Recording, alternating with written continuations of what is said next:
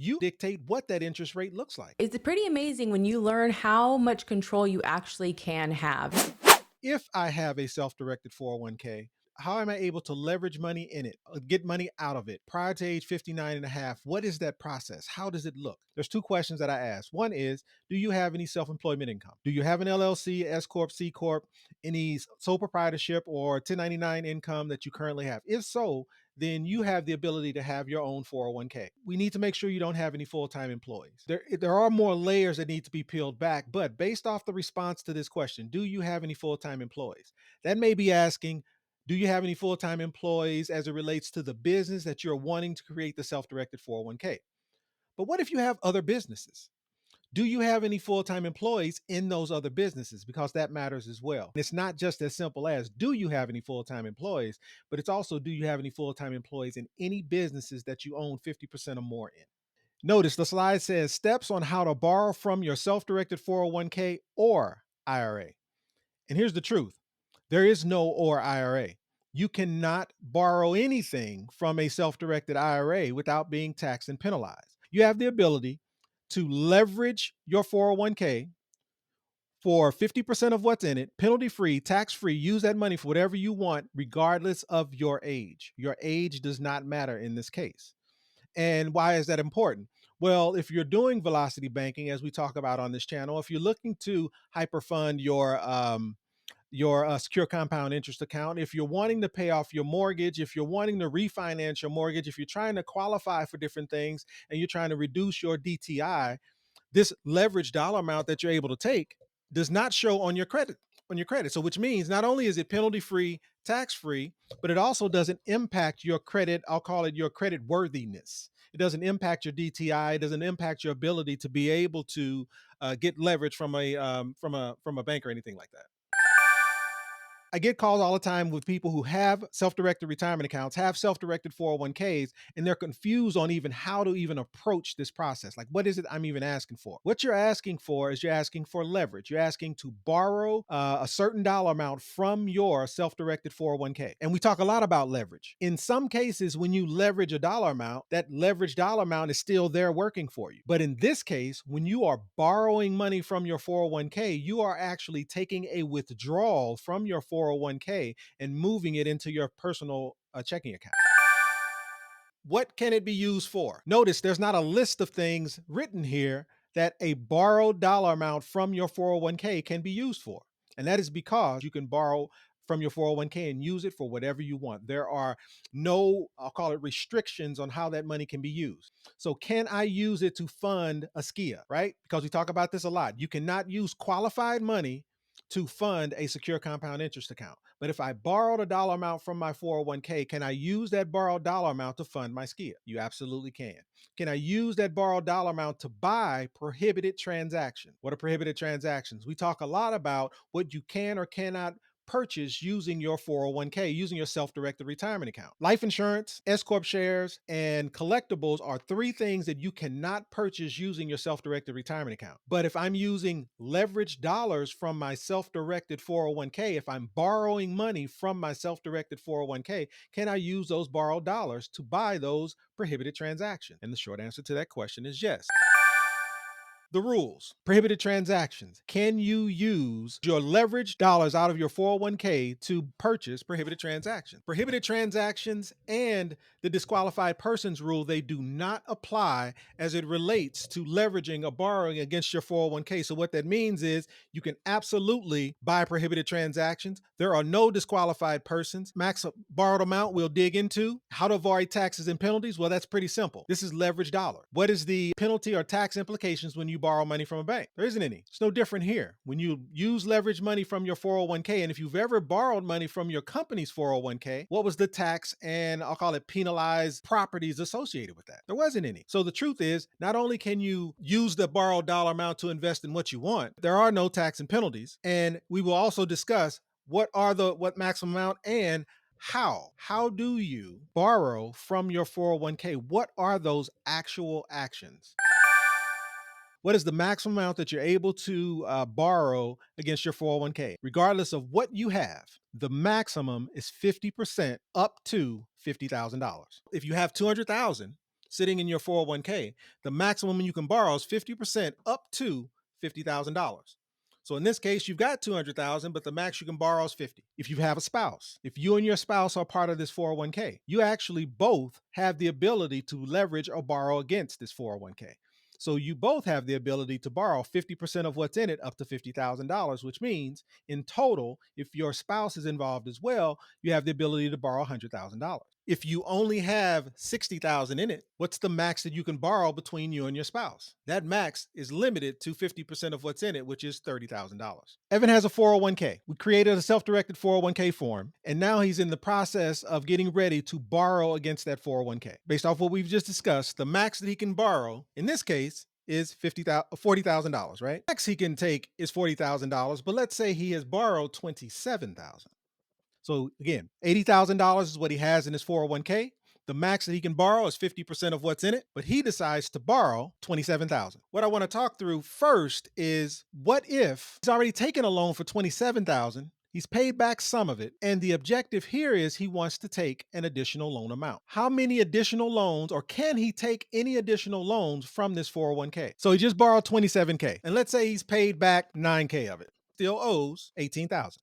If I have a loan currently outstanding, is it possible for me to take an additional loan? And the short answer to that question is yes. The long answer to that question is it depends on how your account is structured. If it is structured such that you can leverage your account multiple times within a certain period, then you can. But if it is not structured that way, your plan documents may require you to pay back the loan before you leverage it again. Structure in which I create self-directed 401ks, you absolutely can take multiple loans, but there are rules that you have to follow. This is an example of the sample loan docs that you would receive from me if you were wanting to borrow against it. And what it states in here is the number of loans that you're able to take. If more than 25 loans are made, you have to make sure that we're doing it in a certain period within the calendar period. But there's a repayment schedule. There's a max amount that you're able to borrow from, which is 50% up to 50,000. The number of loans max, the maximum number of loans outstanding at any one time is 5. So can you take multiple? The answer is yes. The interest rate you're charging yourself, and just to kind of dig into some of the details around why it's 50% of what you have in it, because you are withdrawing this money from your account, what's happening is that remaining 50% is the collateral for the leverage that you borrowed. 50% is equal to 40K. The total amount that I had available was 40,000. I owed 27 originally, but I've paid back 9 of it. That difference is what, 9 grand? So in essence, what that's saying is if I wanted to borrow against my 401k, the max that I could take is for that difference between what I've already taken and the amount that I still owe. That's the maximum that I would be able to take at one time or in an additional loan from my 401k. Why do people need this? What's a good use case for people to leverage this? It can be as simple as a bill that you're wanting to pay, some debt that you're wanting to be able to get rid of so that you can qualify for a loan or whatever the case may be from some bank. Let's say there's some debt that you want to pay, some high credit card debt that you're trying to eliminate. You have a choice. You can get a personal line of credit from a bank. You can get a home equity line of credit from a bank. You can get a business line of credit. You can get a debt consolidation loan. Or you can also leverage from your own 401k and do the same thing. What's the interest rate that you would get on that personal line of credit? What's the interest rate that you would get on that personal loan? Well, what would happen if you borrowed from your own 401k? Instead of paying that interest back to a bank, instead of paying that interest back to some institution that you don't benefit from, here's an opportunity to leverage dollars from yourself. Take that interest that's being paid, you're paying it back to yourself, increasing your 401k. Matter of fact, the bottom line is the payback period and the payback amount is actually assisting you versus assisting a bank. Well, and no one has to give you permission. Not only not give you permission,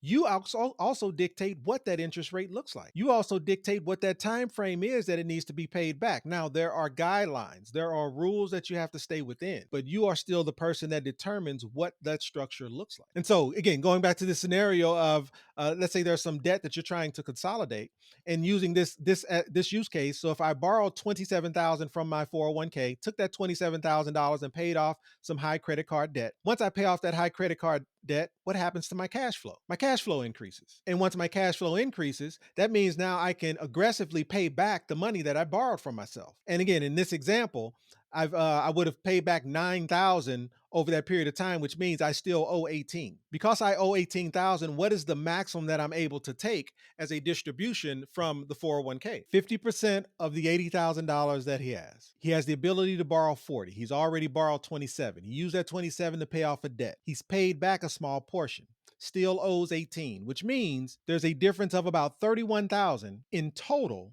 that should be available. But that is not true because there are rules associated with what you can and what you cannot leverage or borrow against. And so, the rule goes a little bit like this: it's the lesser of these two items. It's the lesser of the difference between what you've already borrowed and the amount that you still owe, the difference between these two, which is 9, minus the original dollar amount that's available, which will give you 31K. So in essence, it's the lesser of either this dollar amount or the total available amount minus the original amount taken. And here's why. The question is, are you trying to leverage this dollar amount within a 12-month period? Inside a 12-month period and outside of 12-month period matters. Inside a 12-month period, it's the difference between these two dollar amounts. It's the lesser of the 31,000 or the 23, depending on whether or not you're trying to leverage this dollar amount within a 12-month period. If this is outside of a 12-month period, then it's actually this dollar amount that's available to you.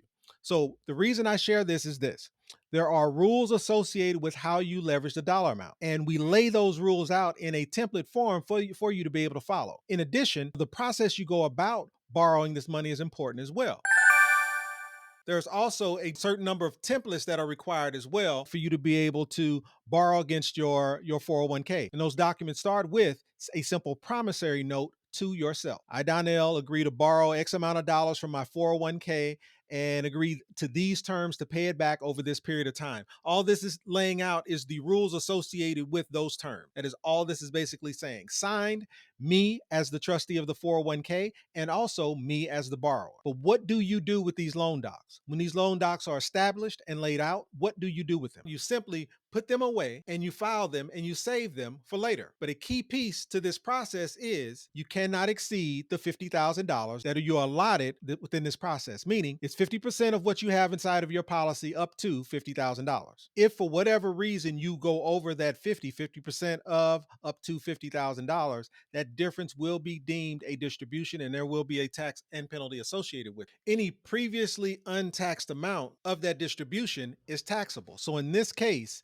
God forbid, if you took a second loan and you went over that 50 mark, then the remaining balance due is also taxable and penalized is the key here. So even if you haven't paid back the previous amount and you have gone over the guideline distributed amount of 50,000 or 50%, you would be taxed and penalized on both those amounts. Just because you have a self-directed 401k does not mean you have the ability to leverage against it. Structure matters in this case. I have a solo 401k for my business, which allows me to put away $69,000 and get a $69,000 tax deduction for doing so. Where does that $69,000 go? I invested in stocks. So the $69,000 goes into my solo 401k account. What is a solo 401k? A solo 401k is an investment account that a business owner can set up if they are, so you either have to be the only employee of your business, you can employ your spouse, or you have to be the only full-time employee of your business. Got it. And I have my business structured where I'm the only full-time employee in one of my businesses. Mm-hmm. So that business gets to have a solo 401k.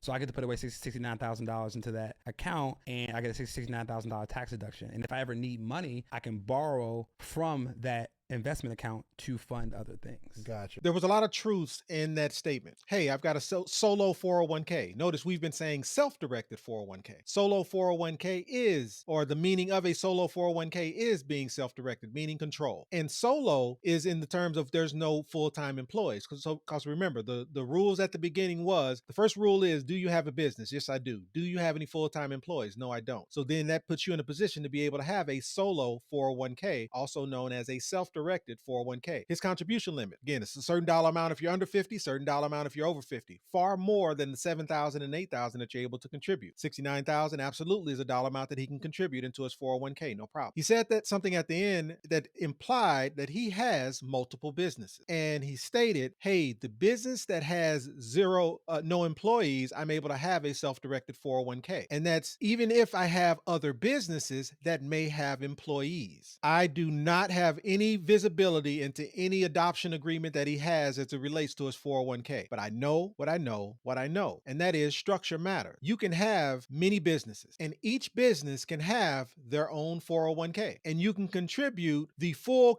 contribution opportunity or contribution amount in each one of those businesses. And you can borrow from each one of those businesses for 50% of what's in them up to 50,000. Like, these are all positives. But when you lay in a factor of a full-time employee, if you have a solo 401k in one business and you have another business with full-time employees, and that's employees who work more than 1,000 hours a week, then you are required to offer that solo 401k. You are required to offer that same structure to those employees. At that point, it is not called a solo 401k. At that point, you have to switch. You have to transition from a solo 401k, solo implying no employees, to a safe harbor plan. Why do I share this? There's a lot of people talking about self-directed retirement account. There's a lot of people who have just learned that self-directed 401ks are an opportunity for me to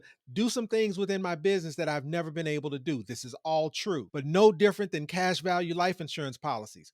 Who you get these products from matters.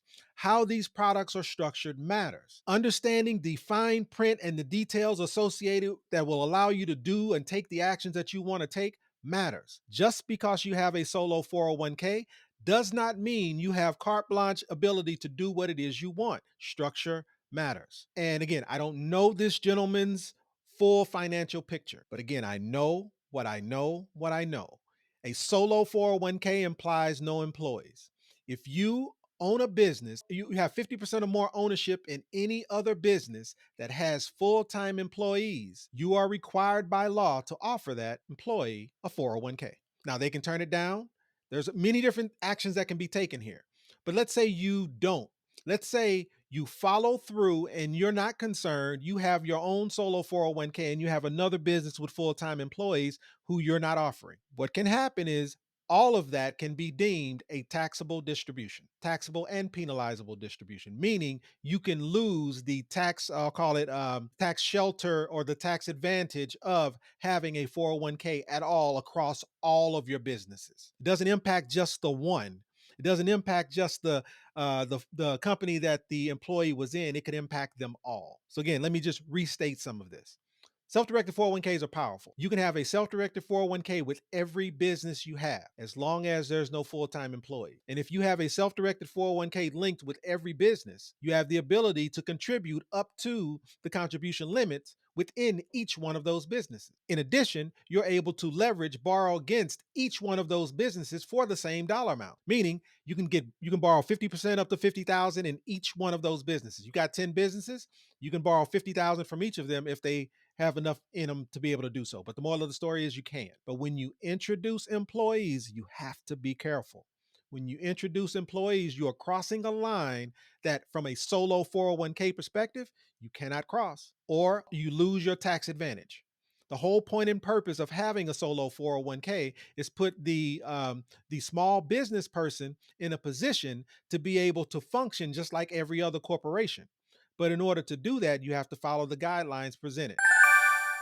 Are there fees associated with a self-directed 401k? Well, a self-directed 401k does require a certain dollar amount to be able to actually build it for you. So there's a setup cost. Well, a 401k is a trust. A 401k has the structure capable of actually allowing you to have full access and control over it. So as a result, we are actually able to negotiate custodial fees, meaning it's not required for you to have a bank. It's not required for you to have a custodian. So therefore, we're able to negotiate those fees away. What that means is we're able to use what's called a passive custodian or a passive bank. Passive custodian meaning the bank that your 401k dollars are sitting in do not charge any custodial fees or custodial maintenance fees because we were able to remove and or negotiate those away.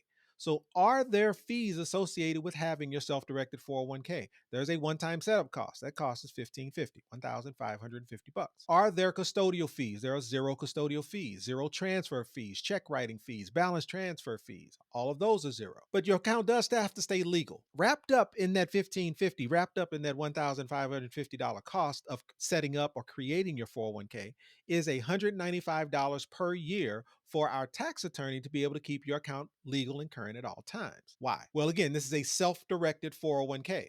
Self-directed means once I create this empty checkbook controlled retirement account, I give it back to you. Once you have it in your possession, once you have access to it, I have zero visibility. I can't touch it, can't see it, have no idea what you're doing to it. But we pay our tax attorney $195 a year starting the second year forward. So every year there's a $195 cost to maintain legality of your self-directed 401k to keep it current and legal at all times. So there's a setup cost and the $195 per year. Those are the only fees associated with having a self-directed 401k. So what does that mean? If you place your money in a position to grow it either on par or comparable to where it would have been sitting at Fidelity or Vanguard, you're actually gaining a 2/3 increase in the amount that you have in your account because you are able to eliminate those fees. What does that mean again in English? If you're able to take that self-directed 401k and purchase land or buy a property, buy an apartment complex, or put it in a position to where you can reduce risk, get it out of the market, then the 4% rule doesn't apply because your account isn't riddled with fees. You're able to eliminate those fees. And if you're able to eliminate those fees, that means you now have more money available to you to be able to take action and use as leverage and or use as income when that time permits. Custodian versus bank. A lot of people get confused around this simple word, custodian. And custodian means financial institution. That's all it means. So your bank, your custodian, same thing. We've been conditioned to believe we need banks. So the idea of you having your own retirement account and that retirement account not requiring the support of a Fidelity or a Vanguard or a Morgan Stanley seems odd. And it's because we've been conditioned to believe we need their help. But in truth, as large as these institutions are, I think Vanguard and Fidelity has more than, not, I think it's less than 50%. I want to say they have like 46% of all of the retirement accounts in this country. Fidelity and Vanguard combined are pretty powerful as it relates to retirement dollars. So imagine the marketing done by companies this large that have conditioned us to believe we need them. But in truth, we do not, because at their core, they're just a bank. And because a 401k has its own structure, because a 401k is a trust, it's not required to have the support of an institution like that in order for you to have checkbook control. If you have your own self-directed 401k and you need to leverage or write a check or borrow money against it, what does that process look like? It starts with you simply writing a check. This is not hard. You simply are writing a check from your 401k, and in the pay to section of that check, who are you writing that check to? You're writing it to yourself. You're writing it to your business. You're writing it to your personal checking account. And when you deposit that check into your bank, you have now completed the transaction of borrowing your retirement dollars. This is not complicated. There is not some institution you have to walk in. There's not some permission you have to ask. It is simply writing a check from your retirement account to your personal checking account and depositing that check into your personal checking account. Some will offer you to be able to do it electronically. Again, I kind of pay for that extra opportunity to be able to do it electronically. But in essence, it's as simple as writing a check. And once that check is written, you have to adhere to the payment schedule that you set. And as long as you are adhering to the payment schedule that you set, and again, you get to define what that looks like. I think it's written, it has to be equal increments across a equal period of time. So whether that's monthly, quarterly, and I wouldn't necessarily go beyond quarterly, but the IRS guidelines doesn't say you can't. What it just says is equal increments. And so you define what that repayment period is. And as you, again, so if you are writing the check to yourself and you are paying attention to that repayment period in